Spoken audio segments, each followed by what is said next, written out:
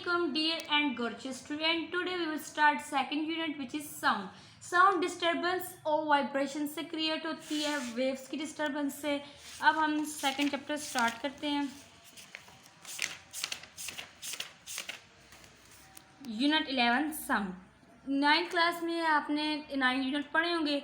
10 first था और 11 second sound है. अब स्टूडेंट लर्निंग आउटकम ये आपको इससे लो तब मिले, आप तो एबल हो गए कि आप इनको थोड़ा सा प्रेफरेंस दे सके जब आप पूरे चैप्टर को रीड कर लेंगे. फर्स्ट इसके आप पूरे चैप्टर में अभी जो आप मेन पढ़ाएंगी ना सब स्टूडेंट्स को, उसके मेन पॉइंट बताए, फिर आप क्वेश्चंस की तरफ आए. मेन पॉइंट्स देखें. फर्स्ट है how sound is produced by vibrating source and what sound required material medium. अब मटेरियल मीडियम आपको पता है 3 है, solid, liquid and then gas. ये आपके पास इधर से क्वेश्चन बना हुआ है मटेरियल मीडियम से. पर आप ये सारे चैप्टर को मैं ऐसे लो क्वेश्चन कराऊंगी और इधर से भी जो बनेगा इस फर्स्ट टॉपिक में से जो बनेंगे उसके से लो, सेकंड में से बनेंगे उसके, थर्ड में से बनेंगे उसके. अब साउंड वेव्स क्या होती हैं आपके पास, जैसे आप एक स्टोन ले और उसको रिपल टैंक में, रिपल टैंक के आपके पास एक्सपेरिमेंटल सेटअप है और रिपल टैंक में आपको स्टोन में क्या करें फेंक दे तो उससे साउंड क्रिएट्स होंगी. अब मैं आपको इससे लो क्वेश्चन बताती हूँ.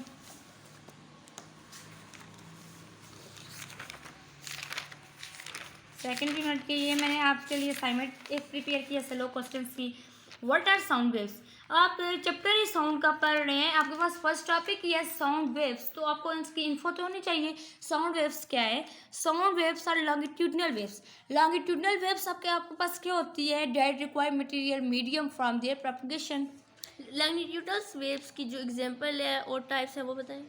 लॉन्गिट्यूडनल वेव्स की एग्जांपल आपके पास साउंड वेव्स आ सकती हैं, वाटर वेव्स आ सकती हैं. नेक्स्ट क्वेश्चन है री right the function of medium.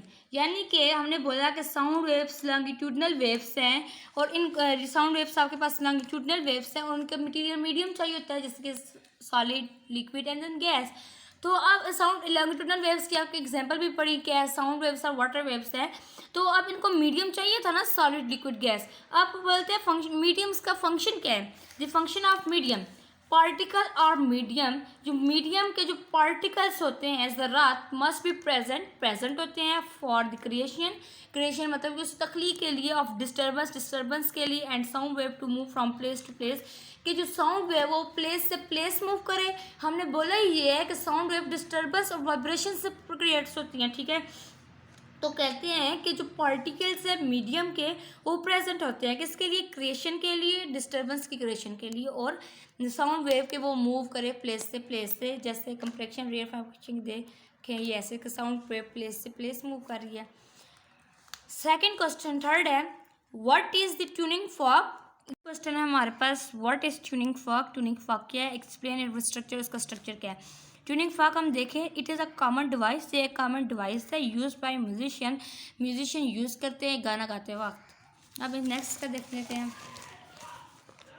Tuning fork is a common device. Tuning fork common device है for production of pure musical notes, यानी कि प्योर म्यूजिकल नोट्स की प्रोडक्शन के लिए. स्ट्रक्चर देखिए, tuning fork consist of 2 metal prongs that vibrate when struck. इसके पास 2 metal prongs होते हैं जो वाइब्रेट करते हैं व्हेन स्ट्रक. अब इसको देखें तो आपके पास ऐसा होते हैं, इसके 2 मेटल प्रॉन्ग्स से स्ट्राइक करते हैं व्हेन स्ट्रक, वाइब्रेट करते हैं.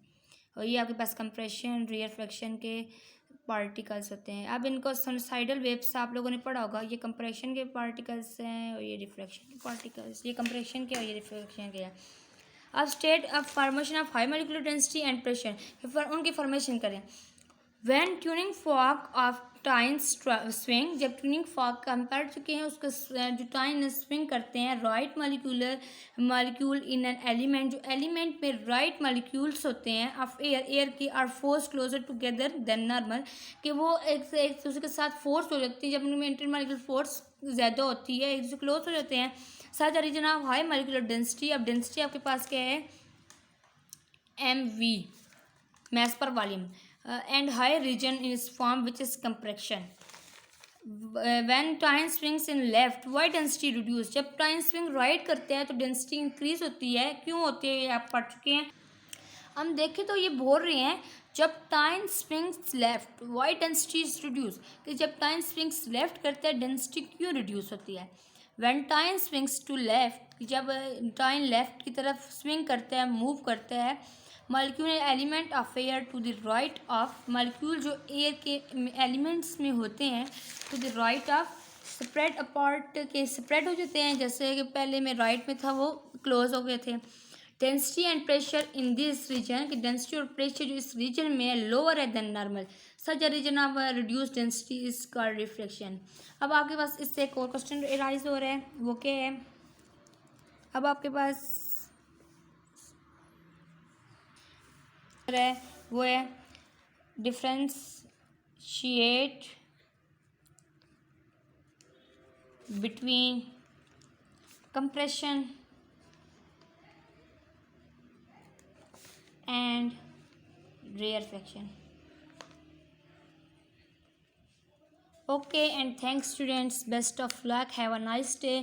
नेक्स्ट टॉपिक के मैं आपको स्लो क्वेश्चन आप कमेंट करें, मैं वो भी आपको वीडियो बना के सेंड कर दूंगी।